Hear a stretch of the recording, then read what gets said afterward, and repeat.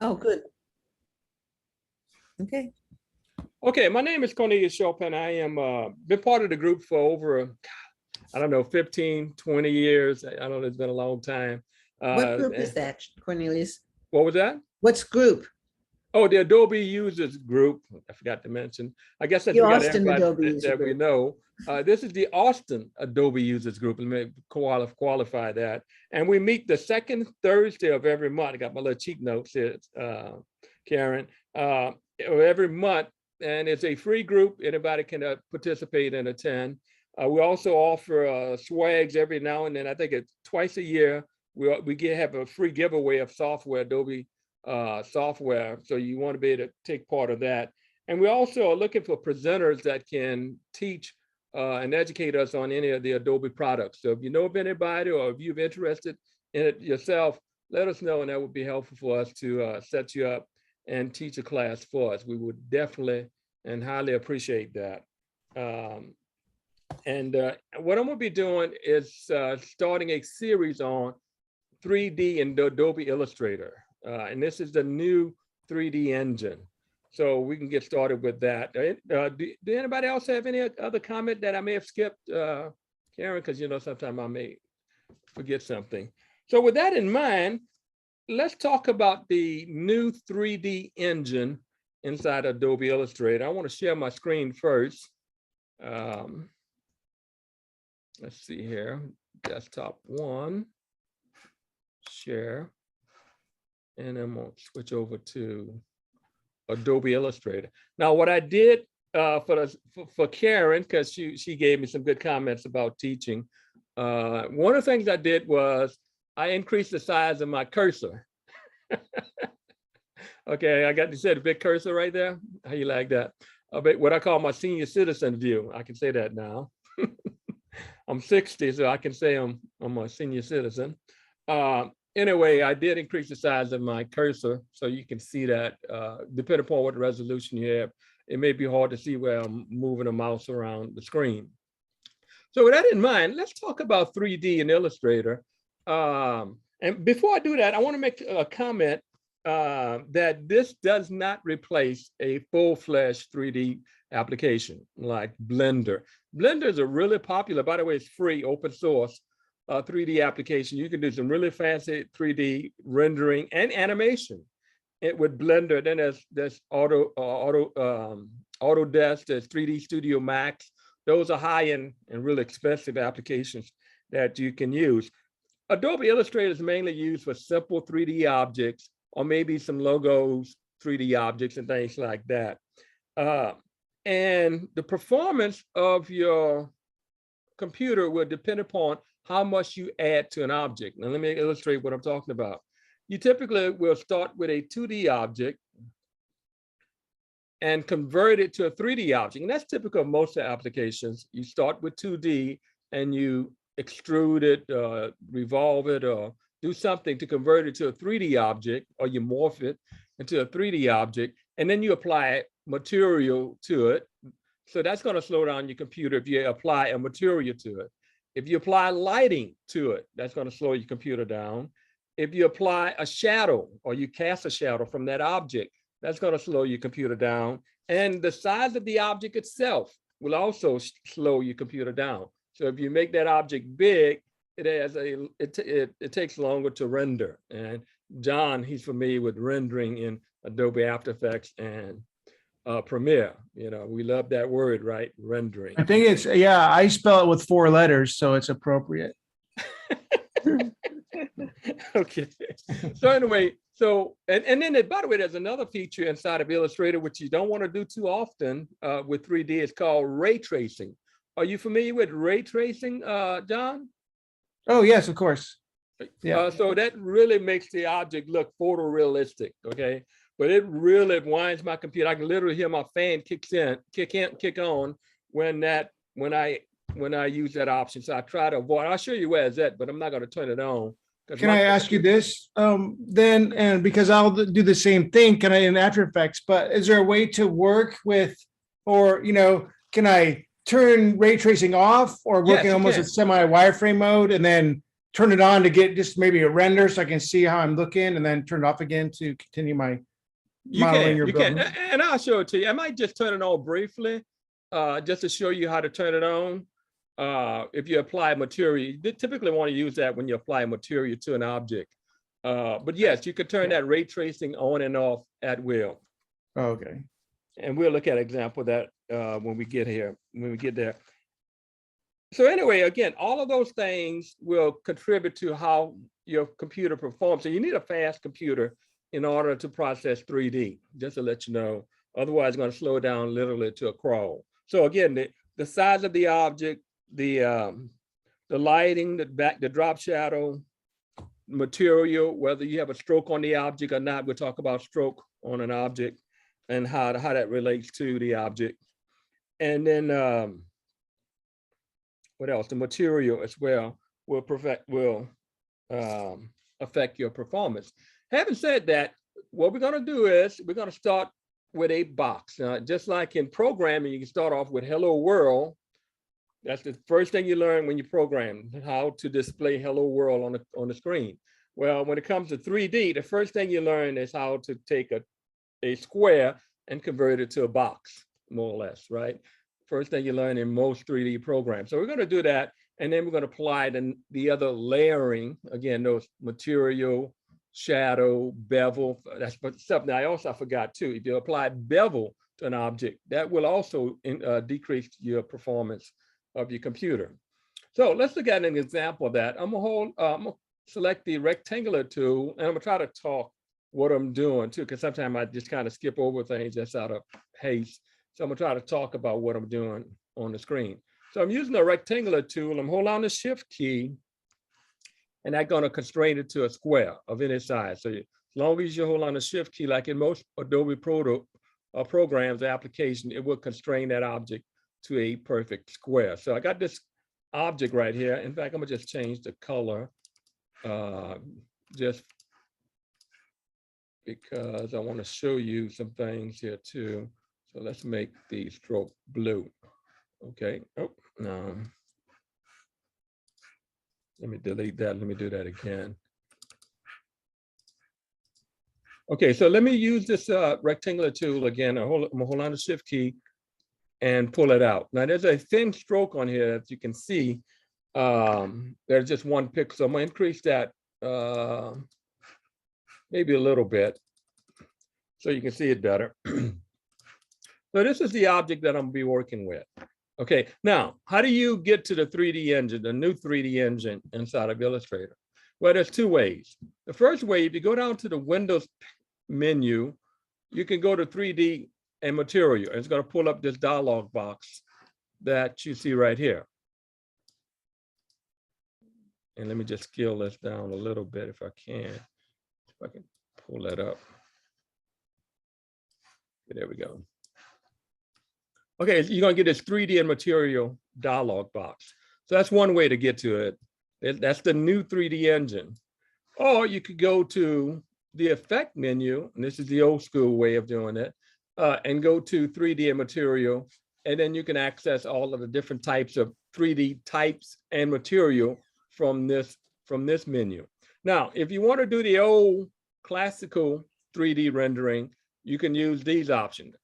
The thing is, from what I've experienced, there's no reason to use the classical 3D engine anymore.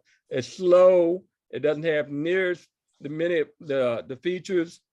There's no reason to do the old classic, unless you have a slow computer. I guess maybe that might be the only reason to do it. But other than that, you want to stay away from the classic. And believe me, the new 3D engine is really nice.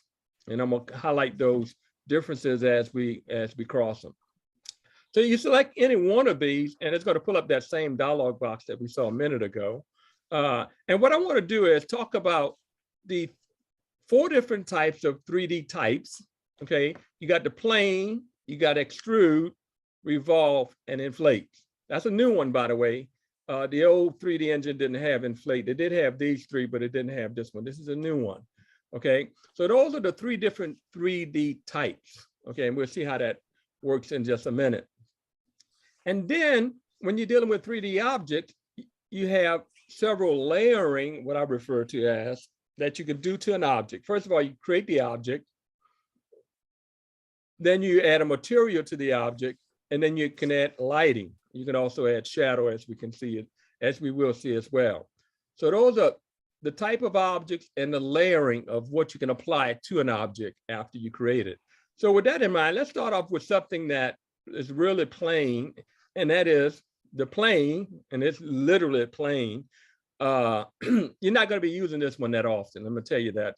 But this is the first one we're going to start off with, and that is the plane 3D type, okay?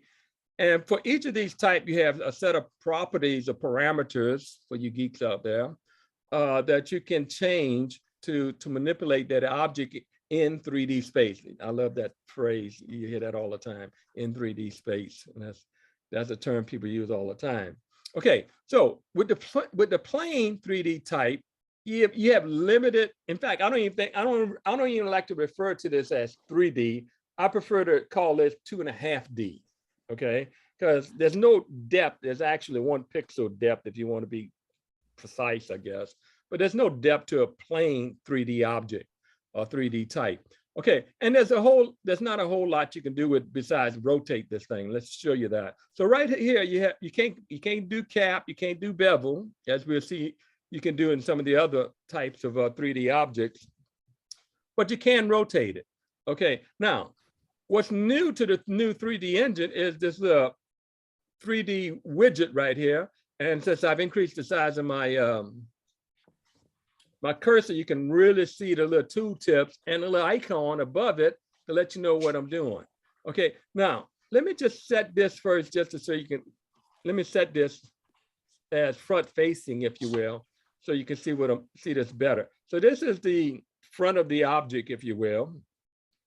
And if I hover over this, this is the rotate around the x-axis. So if I click on this, you can see it's going to rotate. It's kind of hard to see it from this view, but it's literally rotating along this x-axis right here. And if you flip it, if you go too far, you flip it to the back side. Anytime you see black, you know you're in the back. How you like that? That's fresh off the press, by the way.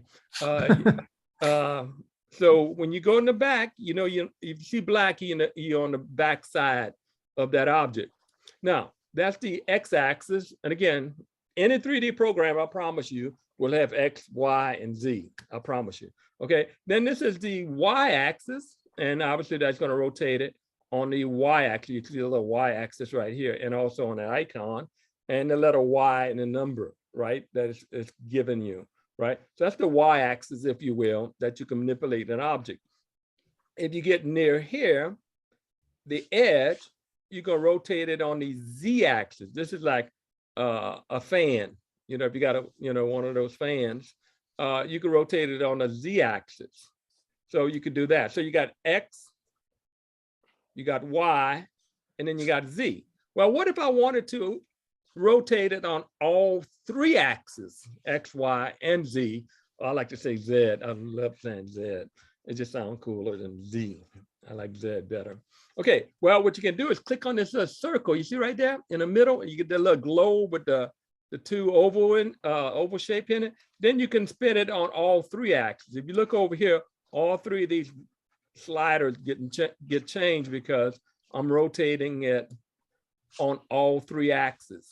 Now, that icon right there allows you to manipulate the object in 3D space. Now, if you want to move the object on the stage, on a canvas, or I guess Illustrator, what you have the canvas, I guess canvas and Illustrator, you have an artboard, maybe that's what it is. Okay, if you want to move the object, not translate the object, but move the object, you click on the bounding box and you move the object. Okay, but if you want to rotate, then you get into here, and then you can rotate it X, Y, or Z, or combination thereof.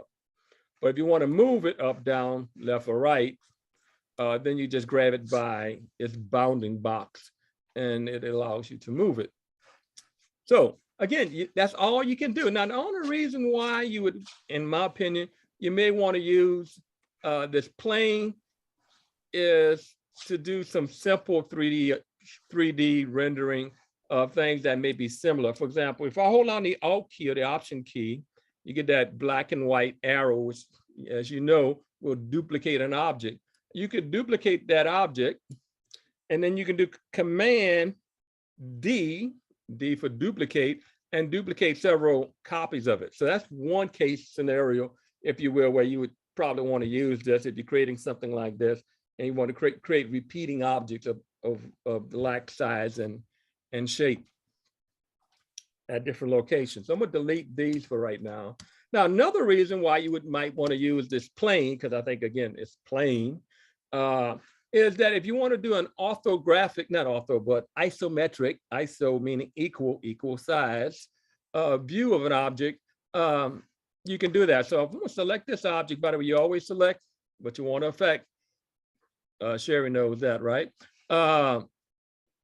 You select the object, and then you can go in and select a custom view. Now, the front view is you're looking straight on. We call it ortho view, orthographic view. I'm looking a little dead on, not from the side, but straight in front of this object. The back view is black. Remember, if it's in the back, it's in black. How you like that? Okay. The left view, you're not going to be able to see it because, well, you can, but it's like a thin 1 pixel line, right? Because I'm looking at it from the side of like a sheet of paper, as it were.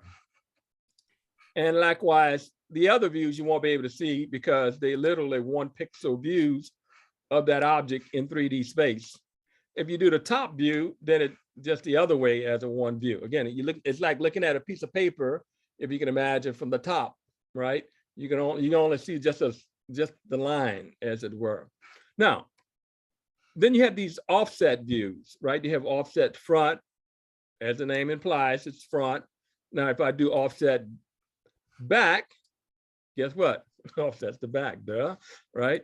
Likewise, left and then right, and top and bottom. So you got all these different items that you can do, just standard 3D views, if you will. Now, the ones that you might want to use is these isometric views. This is when you're creating games like I can't think of the name of this game that has where you get these little characters walking around like a little garden or whatever. But if you're creating games and isometric objects, if you will, object without perspective, you can use these isometric views. For example, let's see if I can create a box out of this thing here. I'm gonna click on this, and notice I got that one object, right? And I'm holding on my Alt key, create me a copy of it, and I'm gonna drag it out over here. I'm gonna push it over here for right now, just for clarity's sake. And then I'm gonna make another copy of this, hold on my Alt key, but this time I'm gonna change that to right. You can kind of see where I'm going with this. And I'm gonna hold on, actually, I don't need to hold on nothing because I'm gonna duplicate it. I can mesh that with that. I can mesh this with this. Well, I want to push that in the back, and like most of you know, I need to send that to the back, right? So I can see the other side of that object. I could do send back, which goes one level backwards, or I can send it back, which goes all level backwards. So if I do that, it goes in the back of this object. Now you can see that you can only see that portion of the object. And then I can take this object, duplicate it, just show you that I can duplicate it, holding on the Alt key again, or the Option key on a Mac. And then I can put that over here, like so. And again, I can send that to the back, right? Voila. And I've kind of created a box of sort, right? And I can put one on the top, So that's what the isometric views allows you to do, to create isometric drawings that you can use for gaming and other types of 3D objects. I don't do it that often, but the problem with this is that these are like individual 3D objects that are just kind of stitched together. You can't really rotate all of them as a unit. You probably can group it and then rotate. Well, you won't be able to rotate it. If you do Command and Control G, you can move it, but you're not gonna be able to rotate it other than doing something like that, and then you mess it up altogether. Control Z or Z to undo that. So typically, that's what that object is used for. So there's not a whole lot you can do with the plain 3D type. Again, I've been doing this for about 10 years, And not too often do I use the plane, unless I'm doing like a sheet of paper. I might do something like that. Let me see if I can do ungroup, show you what I'm talking about. Let's say, and I'm gonna make this a top view, a bottom view actually. Okay, and what I could do is hold on the Alt key, or the Option key, pull up a copy, and then do Command D for duplicate, and I could do something like that, right? So those are good use cases, if you will, for creating or using the plain 3D object. Again, I like to refer to it as 2D instead of 3D, but you can do that. And then you can apply I'm gonna move one of these out so you can see it better. Then you can apply, once you create an object, okay, it uses just basically the fill and the stroke of the object as the texture by default. But you can apply texture to the object. So you go to the texture and select material, go to material and select material, that is. And then you have a slew, literally, of 3D objects, text material rather, that you can apply. I like this gold. Let's do gold. So that's that gold plated applied to that object. And again, you can just click on these and it's going to automatically apply that particular material to that object. Now, these material are what we call procedural mapping, procedural material. And what that means in layman terms is those materials are programmatically generated. It's not an image that you slapping, as it were, on an image, right? This is computer generated mapping of material onto an object. For example, I particularly like the wood object. It's right here. I'll show you like this. It's kind of hard to see it being that small. Let me zoom up. You can see that's a nice wood material that's applied to that object. This is another wood material that you can apply to an object. It looks like a sheet of wood, right? A plank, you know, that you can apply to a house or something. So, and then you could do a little rough texture type object like that. Well, that's really wow. But anyway, you can kind of just play with these and just add them to an object. So that's the material. So again, you start with an object, you add material, and then you can add lighting. Now, again, you can't do a whole lot with lighting with just this plain object, but you can adjust the intensity of the light, the rotation of the light. And again, it's not going to make sense with this plain object.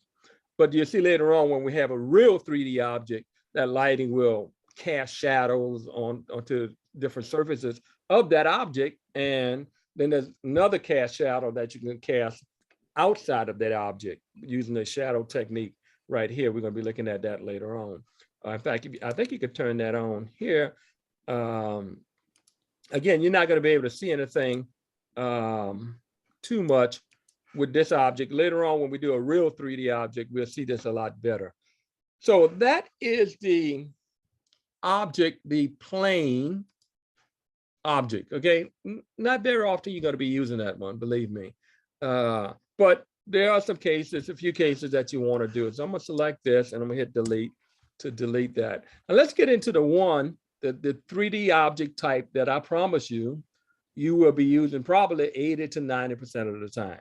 Okay, I promise you, you will be using this 3D type most of the time. And I'm gonna start off as usual with a box. Hold on the control key to constrain it, like so. I say control key, shift key, to constrain it to a perfect square. And then I'm gonna select the extrude. Now watch what happens when I click on that, bam. Okay, notice it gave you that default extrusion of 20 or 50 pixels rather. And you can extend that. Okay, so let's do that. So if I want to increase the depth, I just pull on and you can see I can make this as small, as large as I would like it to be. just by increasing the depth of an object. And I went from a 2D basic object to a 3D object by adding another dimension, the Z dimension, if you will, to that object. Now, let me talk about some things that you can do with this object as well. Once you create an object using the Extrude 3D type, you can't do that with plane, you can remove the cap. Now the cap is just the front and the back of the object. So watch what happens when I click on this, bam.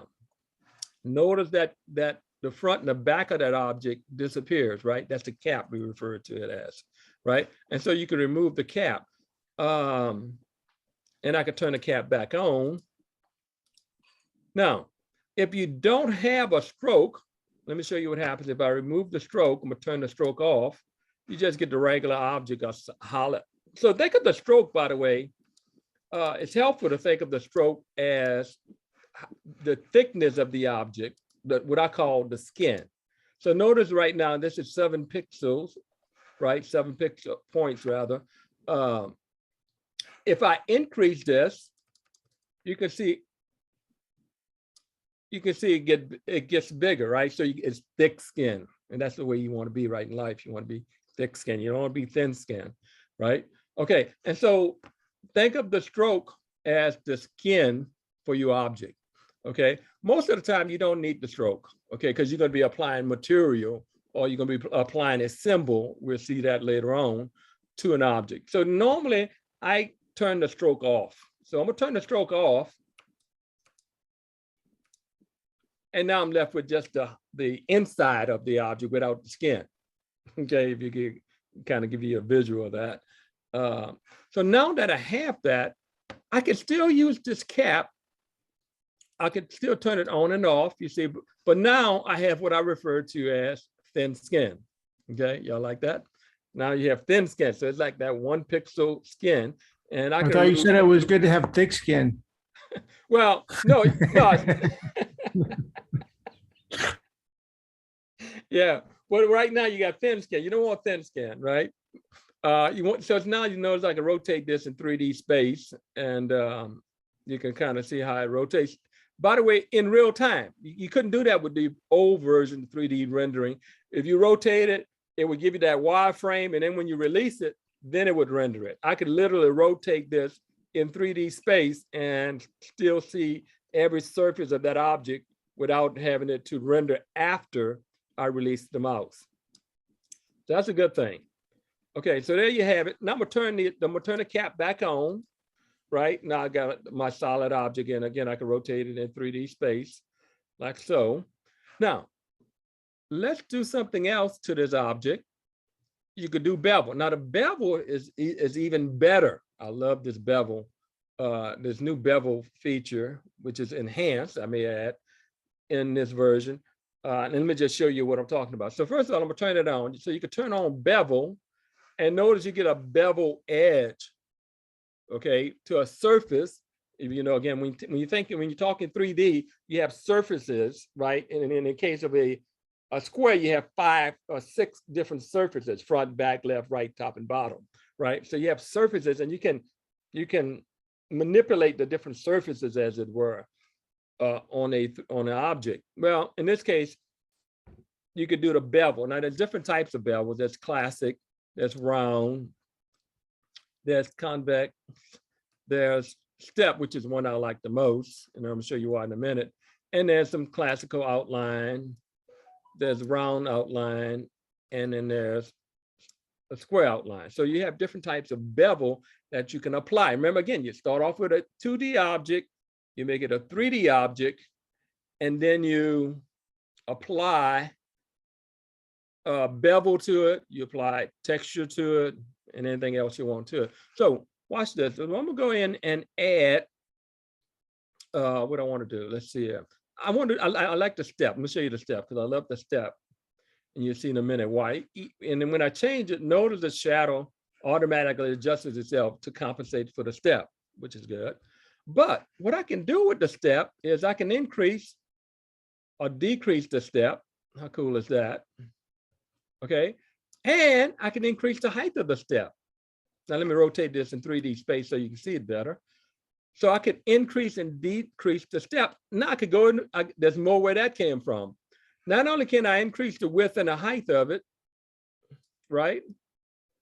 But what I can also do is repeat it. Watch what happens when I do that. How cool is that? Okay, so now I can repeat the steps. Okay, now again, with 3D, you got to think in 3D to create 3D objects. Now this is a square for crying out loud, but I've created a somewhat complex shape out of a 3D object just by applying a bevel with a repeat bevel on it. And I can go even further. Okay, I can take that bevel and push it inside of that shape. How cool is that? Let's do that. Watch this. I'm gonna do this. Bam. Now you can't see it right that well, so let me rotate it in 3D space. Can you guys see inside? I could probably shine a little light to it. Let me give you a little light bulb here. Can you guys see the steps of that bevel inside of that object instead of outside of that object without much fuss? I mean, that's really easy to be able to do. To an object is literally push that bevel on the inside of the object. So let's go back to the object, and there's more I can do. Not only that, but let me push this back out, because what I want to be able to do is, well, what if I wanted to push it on this side, right? What if I want to have one symmetrical? That's a good term to learn as a 3D developer, symmetry. I want the same bevel on the other side. Well, that's just literally a click away. Thank you. I click this little button right here. Bam. There you have it, without much fuss. I've created a bevel on the other side. Well, you say, well, that's an ugly looking shape. Well, what could I do to kind of make that shape round? What if I wanted to make it round instead of square and kind of create like a little dumbbell or something of that sort that I use for a CAD drawing? Well, watch this. Remember, this is basically just a 3D object. I mean, a 3D object, a simple Adobe Illustrator shape. Well, and I can manipulate that shape just like I normally would in the past. You remember these little handles right here? I can literally click on this and watch, just drag that in, and voila. How cool is that? Now I got me a AutoCAD drawing without much fuss. Okay, just like that. I've created that object, and you could, not only can you do that, but you could also, let me rotate this a little bit so you can kind of see that better. Let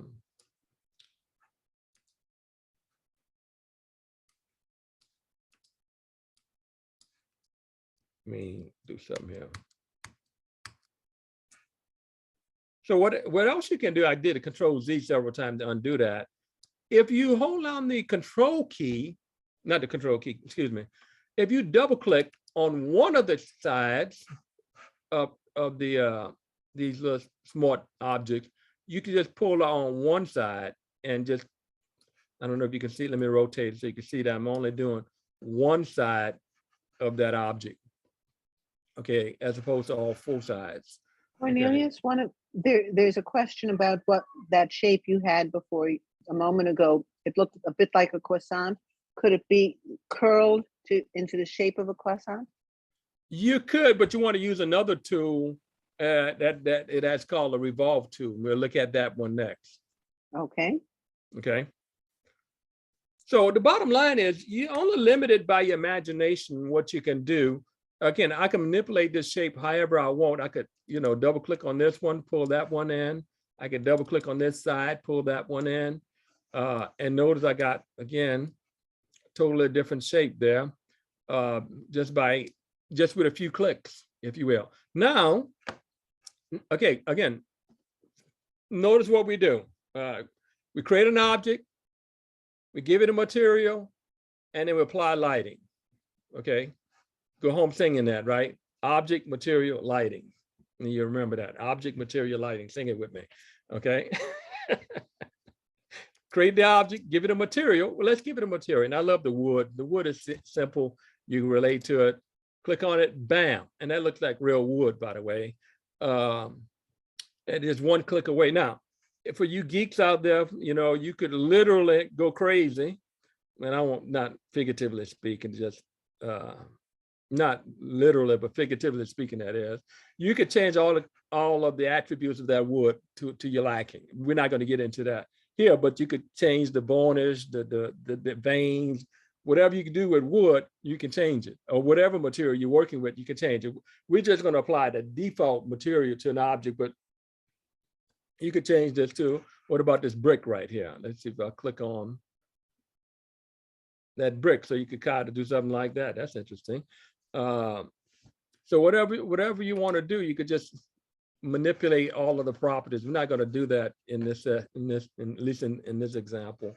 We still dealing with simple 3D object, but that's really a complex object. If I had to do that in 3D in the old version of Illustrator, that would be a long process, believe me. Okay, so now then we can add lighting. Okay, so if you click on lighting, there's different types of lighting. You got the standard lighting, you got diffuse lighting, you got left, top, and right. So depending upon what you're doing, you select your light type, and then you adjust the type of light. And then I like to do the rotate. You can kind of see how it's rotating around the object, right? So select the lighting and move it to your liking, if you will. You could adjust the height of the light, right? You can adjust the softness of the light. And then you have ambient lighting. Ambient lighting is akin to just room lighting, right? So you could turn the room light off, as it were, or you can turn it on. I typically like to have ambient. You should always have some light. If you don't have no light, then the object will be totally black and not be able to be seen. And then you can increase the intensity of the room light. Now, in my house, I went to all LED bulbs because I love those LED bulbs. They cost more, but they I have the 800 lumens bulb, those real bright one, the sunlight ones, because those yellow ones just make me depressed, right? So I change all of my lights to 800 lumens, and that's what this is doing in essence. This ambient lighting is basically adding more or less light to your object. Room light, as it were. At least that's what I call it. I like to refer to it as. And then you can do a drop shadow, not a shadow, rather. Now notice you already have shadows that's been cast on the object itself, but you can cast an object, a shadow rather, from the object by turning on the shadow attribute. And notice there's a shadow right here. Now, there's still work needs to be done with shadow. It's not the best thing, but you can adjust the distance of the shadow, the bounds, otherwise it's going to cut off. Besides cutting off right here. So you have to adjust the bounds of the shadow. Or you could go from behind the object to below the object. Now you can't see it here, but some object you'll be able to see it below the object. Again, you have to kind of play around with the positioning options and see what works for you. Now, the good thing is that when you rotate this in 3D space, that shadow will rotate too. And notice it's being cut off right here, right? So let me see if I adjust the bounds, if that would bring it in. See, it brought some of it in. So I might have to kind of rotate this thing somewhat where it comes in without being truncated, right? And so anyway, you got to kind of play around with that and get that in.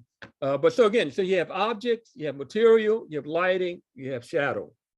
Okay, all of those you can add to an object. The more you add to an object, the more processing power it takes to render that object. Now, let me get this thing out of my way here. Now, you can do a ray tracing version of this object, which in my opinion, at least on my computer, this doesn't look too bad. But if I click on this little object right here, let me move this over so you can see it. You see ray tracing? If I turn that on, my computer gonna just start whining on me, but I'm gonna turn it on just briefly. And high quality, okay? So, and then we hit render. And what it's gonna do is it's gonna go in, and you see it's rendering it. It's gonna make a real photorealistic, imagine, I don't think it's that bad anyway. Well, I like the little drop shadow. That's interesting. You did something to the drop shadow. But notice also it kind of messed with the object itself. So So that's what that ray tracing does, but I really have to turn that thing off because it really slows my computer down to a crawl.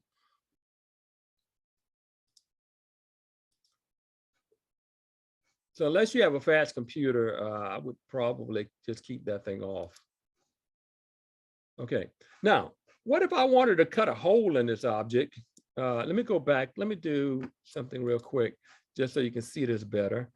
I am going to pull my, again, you can manipulate anything at any time after the fact. So you're not stuck to it, what you had before, right? Notice I'm manipulating I could get rid of the bevel, I could pull it in, out, or whatever I want to do. But what I wanted to do was in fact, let me just do this and because it'd be easier for you to see it. I want to cut a hole in this piece of wood, as it were, right? I want to cut a hole in a piece of wood. Now, normally, and we're going to do this in an advanced lesson, normally you want to cut the hole in a 2D object before you convert it to a 3D object, but you can do it after the fact. You just need to know that, know how to do it. So what I want to do is cut a hole in this object. And so I'm going to use my rectangular tool, my ellipse tool rather, and I'm going to draw a circle, hold on the shift key, constrain it. And I'm going to move that right, and let me see where this bounding box is. So right here, I'm going to move it right there. See if I can get it centered. Okay, right there. Now, again, because it's in 3D space, it doesn't look like it's centered. I'm really going, the hole is going to be punched right here when I do this. But right now, I know it's in the bounding box. This is the center of that bounding box. So that's where the hole is going to be cut, as it were.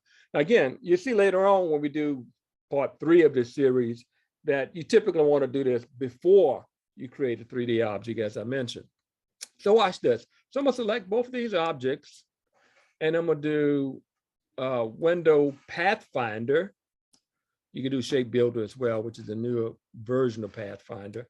And I'm going to select this right here, minus front. And watch what happens. I'm going to click on this. Bam. Okay, I don't know if you guys can see, but let me rotate this in 3D space. Look, I've cut. Let me turn the shadow off so you can see this better. Let's turn the shadow off. And then I'm gonna rotate this in 3D space. See, I literally cut a hole in that object. How cool is that? Okay, can you guys see that? Now, let me bring back my bevel. Look at that. That is slicker than slime. I'm sorry to say that. Okay, I like that. Okay. So again, with a little creativity, a little imagination, you gotta be able to think in 3D, literally. If you can't think in 3D, you're not gonna be able to create 3D objects. But if you can think 3D, I'm telling you, I could see where I could really go a long way with this. Okay, with this object. So that is the extrude 3D type. So we did the object, we did material, we did lighting, and we did shadow, and we did ray tracing, right? And we did bevel, okay? And each one of them are layering on top of that object. So it went from 2D and then 3D and then add all of those layers, as it were, on top of that object. So let's see what else I want to do. I could spin that around in 3D space. That looks good, okay? And again, you can always change the material, you can change the lighting, you can change the bevel, the shadow, anything at any given time without casting it in stone, as it were. So I'm gonna move this object on the side. In fact, I'm just scale it down, just push it down. Oh,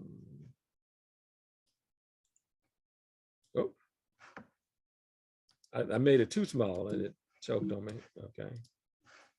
I was gonna get rid of you anyway. There you go. Okay. Let's look at the third type of 3D types. Third type of 3D type, how you like that? And that is the revolve. Again, we'll start off with a square and see how it differs from the extrude. Extrude is for a square. You kind of see this as a square. And while this is a square, it's going to revolve it around a vertical axis, if you will. So let me show you that. In fact, I'm going to demonstrate that too. Some things I often tell people it's best explained not through explanation, but through demonstration. So I'm gonna demonstrate how this thing is working by using the tool itself. So I'm gonna use a rectangular tool, hold on the shift key again, constrain it to a perfect square. And this time I'm gonna click on the revolve, okay? If I click on that, bam. Remember I was trying to make a cake the last time? Well, you know, I could put icing on it now. Really, I can put icing on this cake. I didn't know that the last time because I could literally put texture on top of it and put all kind of stuff on top of this cake. This is a red velvet cake.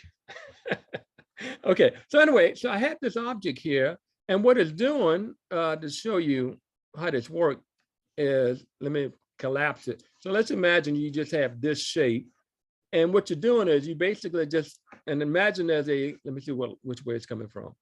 Imagine there's a line right here, your axis, your axle, if you will, right? And I'm taking that shape and I'm moving it all the way around that object, right? To create a circular, keyword there, a circular shape. So watch what happens when I do that. So you can see it, there go my piece of pie, my piece of cake, if you will.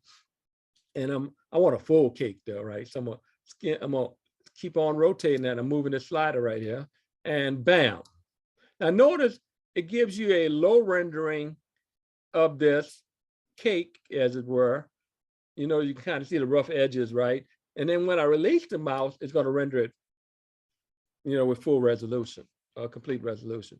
Okay, and I go all the way to 360, and now I've literally took that little slice of cake, as it were, and then just kind of laid it around the center to create a complete cylinder of sort, right? Now, how do I cut? You mentioned something about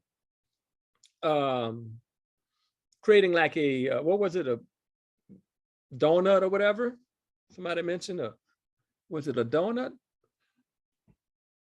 Anyway, what you can do. A croissant. You had an extruded thing that was Okay, fatter in the middle and got thin at the ends like a croissant. Yeah, so we could probably do this with make this out of a croissant. We make it smaller, you know, we could probably just squeeze it down. Rotate it. Like that. Now we need to cut a hole in the middle of it. Well, actually, no, I'm thinking of a donut. No, you want to extrude it in the step. What you had before was extruded. Yeah, you could. Yeah, I guess you could probably do something like that. Yeah. Again, you got to kind of get a little creative. Now I can't pull a middle. I would probably have to draw the shape of the croissant to really do this. But what I want to do is I want to cut a hole in this thing. So let me just pull this up to illustrate this better. I want to cut a hole in the center here. Now, unlike the other 3D type, the extrude, where, you know, I had to kind of cut a hole in it using the Pathfinder tool. To cut a hole in a revolve 3D shape, what you have to do is offset the center axis that it was revolving around, and it's going to literally cut a hole in it. So watch what happens when I adjust the offset. Notice it cuts a hole inside of that shape. Now, if I use my 3D tool and revolve, you can see it literally cuts a hole in it, right? Now, and again, that hole will be dependent upon the size of the offset. But you can also adjust the angle, and now I got half of it. And let me see if I can rotate this way. Could you change the bevel of the hole? Yeah. So instead of it being a sharp edge, it would be more like a donut or a bagel? You say a donut? Yeah. In other words, so it would be like a cylindrical donut. Instead of it being sliced with a flat edge, could you have the hole that you cut, instead of having a sharp edge, have a very smooth edge? I think you can do that with the Inflate, but that's a new tool. I hadn't experimented with it a whole lot. I keep asking about the next tool. Sorry. Yeah, but I think you can do that. Now the extrude, I could probably work with it when get it to what you're talking about. But with this one, notice I don't have an option for bevel. Okay, if I go to extrude, and then change it to a different object. I can get that bevel option, but if I go to Revolve, I don't have that bevel option that I can choose from. So you can't bevel the hole. You can't bevel the Revolve. You can Okay. bevel the Extrude, Uh-huh. but not the Revolve. Gotcha. Now, I think, but with a little creativity, I'm thinking you can probably do it. It's just, I need to think about how to do it. Normally, I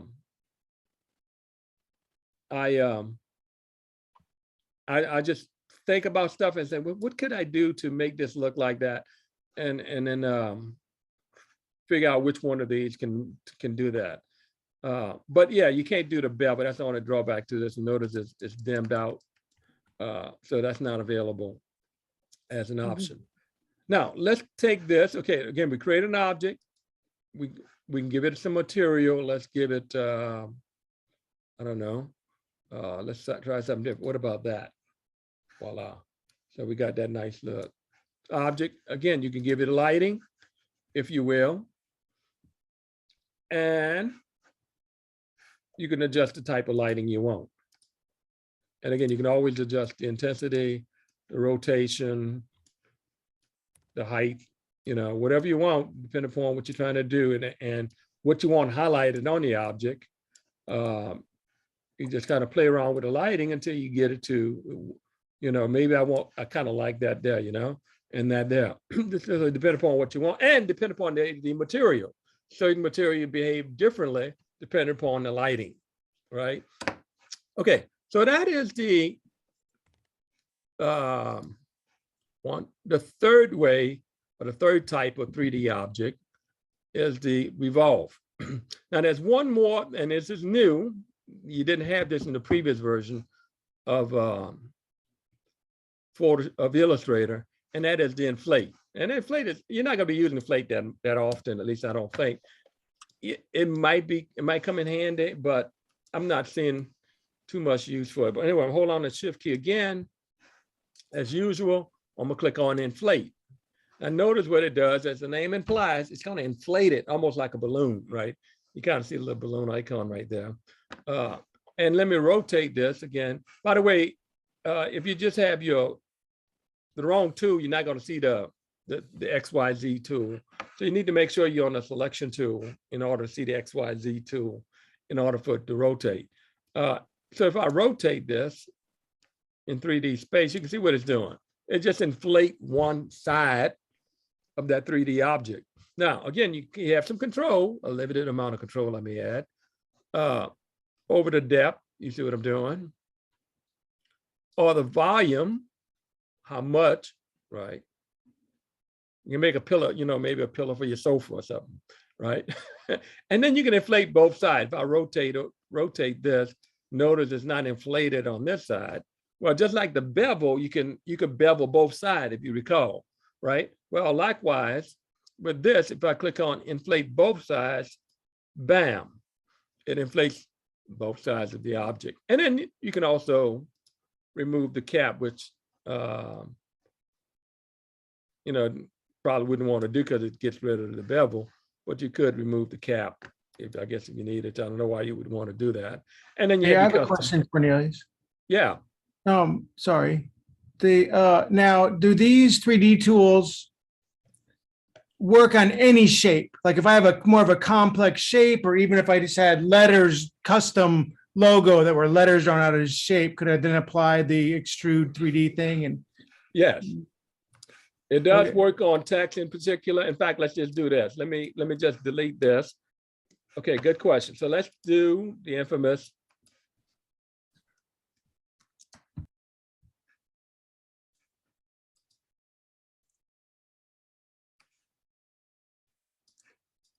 and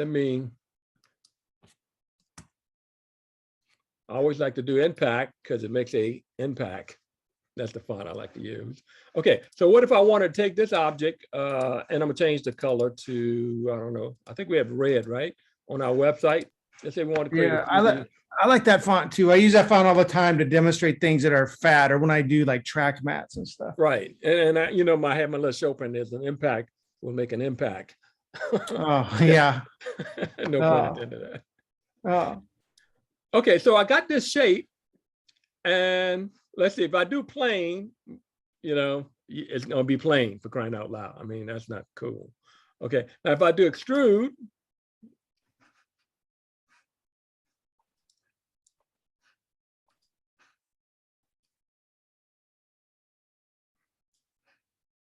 okay, so anyway, I got to give it some depth there. Okay, okay, so you can extrude it, right? And then you could do revolve. Now revolve would make sense with this text, right? But if I did, it would look a mess. But let me just show you what it would do, because it's gonna spin it around that axis and create a mess. Okay, I knew that's what it was gonna do. And if I did inflate, you know, you got the little gel bubble effect. And then if I want to apply material, as usual, let's do my wood. Or if I can go back to the material and then do extrude again. Okay, and you could draw any shape. Okay, Is there a metal material in there? Huh? Is there a metal material in there? Yeah, I'm sure there is. And then is that like materials that just come with? Yeah, these are default material. That's okay. And then can you buy like third-party materials? Yeah, you can. Well? If you go down here, look, it says find more material on substance. Oh, okay. Oh, they probably sell them through Adobe stock too. Right. Try even free ones too. And then you got find more material on substance 3D okay. community asset, or you could add your own. Okay. Yeah. Okay. But yeah, there's a host of different type of material that you can add to an object. But again, it could be text, it could be just a drawing. Now, what we did last week, just to show you this, I'm gonna do it really fast. And again, this is just really primitive stuff we're talking about.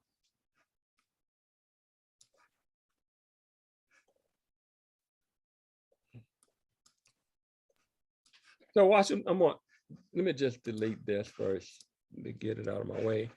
So what I'm gonna do is I'm gonna click, and I'm gonna click and drag, hold on my Option key, the bin, this, and I'm gonna draw it straight down like so. And I'm gonna do, let me see, let's see, and I meant to, hold on, let me redo that.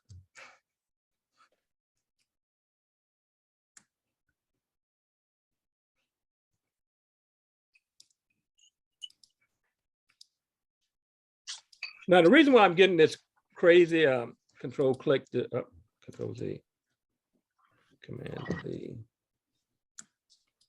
The reason why I'm getting this strange thing is because I'm using the fill instead of the stroke. So I'm gonna switch this over. I need to select it first. Now you see just the stroke, so you kind of see where I'm going with this. So this is a half of a wine glass, right? And I'm gonna use my Extrude 3D type, if you will, to create a glass, a wine glass, if you will. So again, I'm coming here and I'm gonna do, not the extrude is gonna revolve. Voila. Now, obviously that doesn't look too much like a wine glass, but I can manipulate these. That's a little bit too fat there.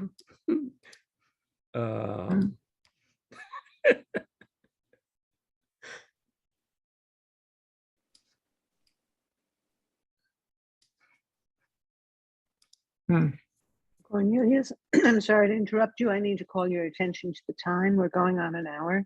Okay. Man, the time goes by fast when you're enjoying yourself, huh? Mm-hmm. Well, only when you have thick skin like you do.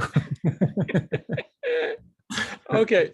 So there you have it. You know, you can make it transparent, I guess. I don't know if you can change the opacity of it. I guess you could up here and whatever to make it translucent, whatever. So again, yeah, you could do text, you could do your 3D out, 2D shape. You could use a Pathfinder or the newer one, which is called Shape Builder tool.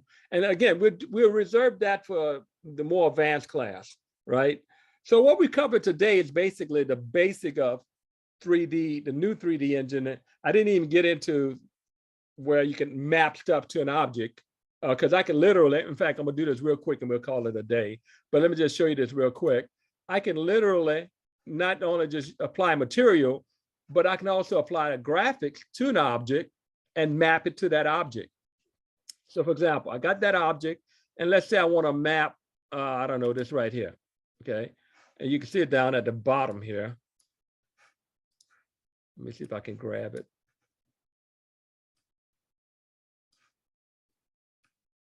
Kind of hard to grab. It's kind of hard to grab it with this shape. Let me do it with another shape so you can see it better, because that one is just hard to see.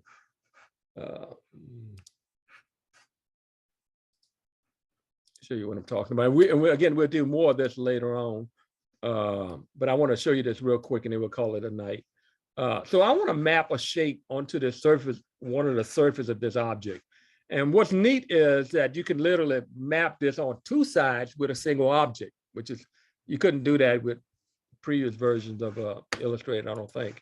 So watch what happens when I go to material, but this time graphics, and I'm gonna select, I don't know, this object right here. You can see it right there. I can map it, and then I can scale it up like so, and then I can move it. I can, in fact, I can rotate it. If I get to, where is it? Where I get my rotation handles.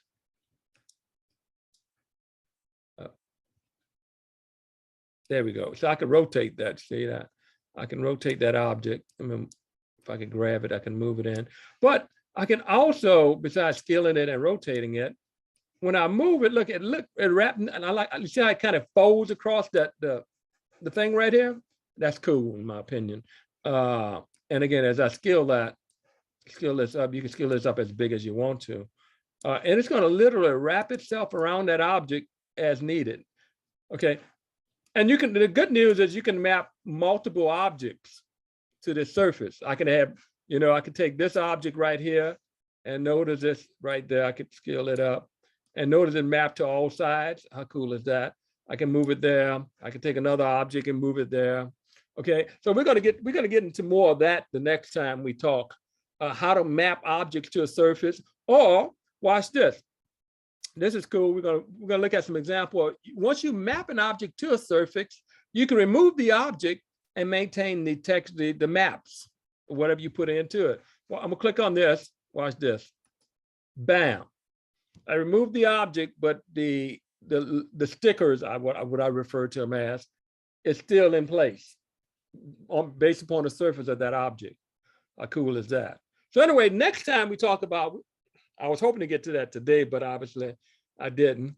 We'll talk about how to map, because you always want to map stuff to an object, right? The label on a bottle, right? Icing on a cake, as it were, right? Whatever you want to map to an object, you can do that. You could do that a month ago. They just added this feature. So I was really jazzed, because I'm thinking, man, I missed that feature. And then they added it, and I'm thinking, I'm glad we didn't have the class last month, because they didn't have it. And then they did add it, and I was like, we can talk now. Okay, so next time we meet, we're going to talk about how to map objects onto, again, simple 3D objects, and then we're going to do some more advanced objects that I used to do in the past with the older version of Photoshop, but I'm going to be using the new 3D engine, which is going to have fun, which is going to be fun, I may add. With that, does anybody have any questions? Or that clear as mud? Let me see in the chat. That was that was great. I think you answered many questions we didn't even get around to asking. Yeah, good stuff. And I'll look into making your croissant before we meet the next time. Okay. Okay. Great. Well, thank you very much. Let's wrap it up now. Stop. And I will put the recording up on the website in the next few days. Okay. I'll work on setting up a LinkedIn page for our Super. group. And I'll also make you guys administrators or whatever. I think we can do that. Okay. And then I'll